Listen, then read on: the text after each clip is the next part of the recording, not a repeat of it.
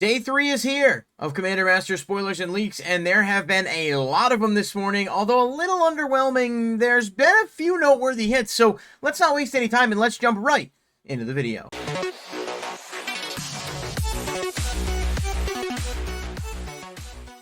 Alright guys, thanks so much for joining me, and thanks so much for checking out the videos. Tons of you guys have watched my Commander Masters coverage so far, and I really appreciate it, so thank you for that. I've been working to try to get the videos out as quickly as possible, and so hopefully you guys have been able to keep up with stuff if you've been watching my videos as a source for that. But there have been a lot more reveals today, and again, I mentioned this in the last video too, but I'm not really worried too much about the commons and uncommons unless they're noteworthy or significant downshifts.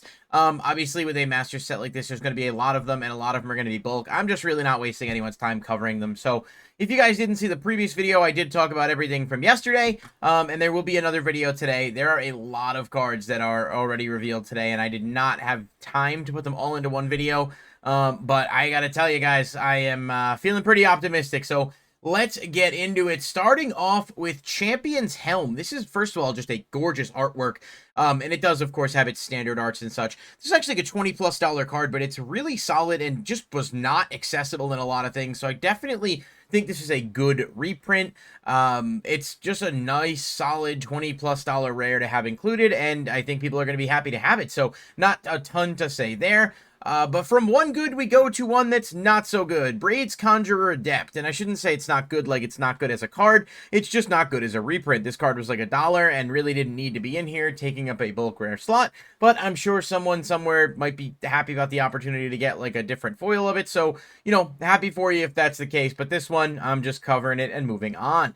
Mind's Aglow is definitely a really interesting card, and I think you can go infinite with this and deck your opponents out if you have some kind of infinite combo loop, so that's funny. This was around $4 to $5, so I guess, like, decent enough as, like, a, you know, it is probably going to become an actual bulk price card now, but it's maybe not the most exciting.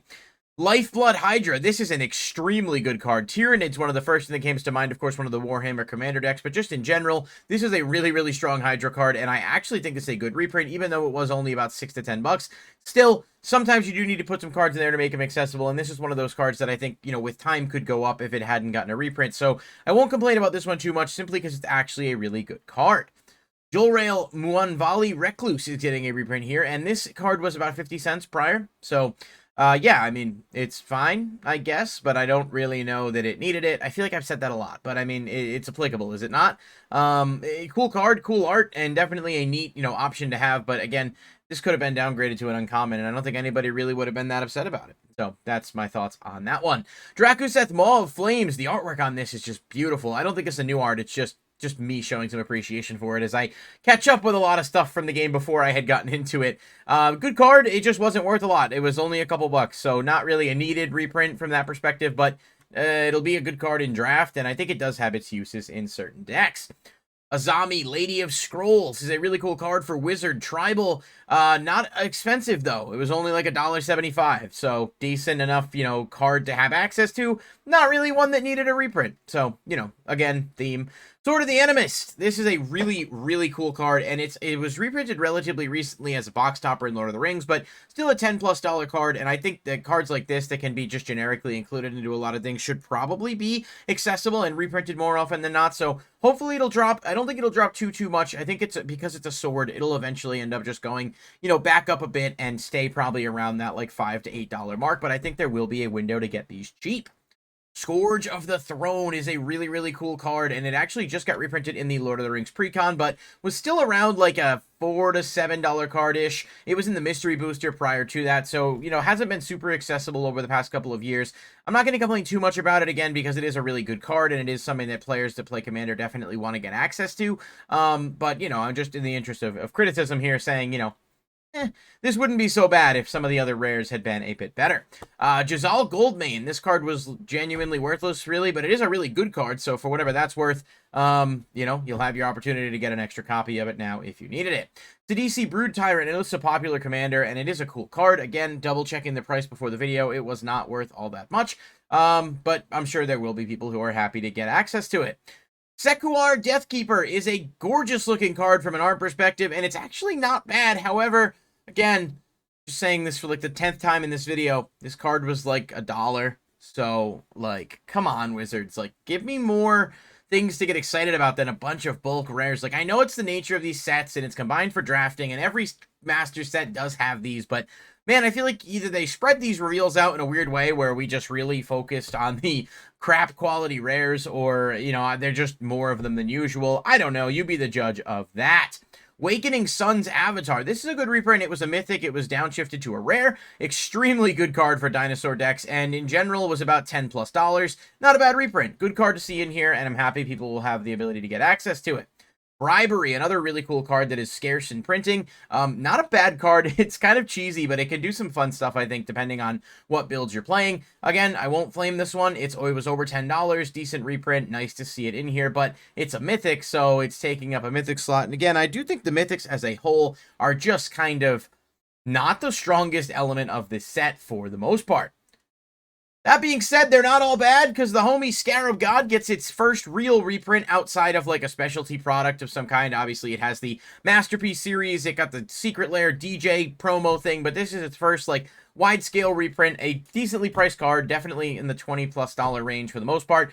Good choice, happy to see it in here. Would have loved to see it as a rare, but I guess keeping it as a mythic kind of makes sense to preserve its godly appearance. Nahiri the Lithomancer, not worth much at all, but a cool card, and this is just another one from that Commander 2014 cycle, where they're reprinting a lot of them. I think it was pretty much expected that this was going to be in here, but it's a neat card, it's cute, you know, from perspective of what it does. I don't know, you guys let me know what you think of that one. And then Endrick Sar, Master Breeder. I really like this card. I've never seen it before, so that's probably just more of a me thing, but it's neat. But again, it was like $2, so here we go, another bulk rare.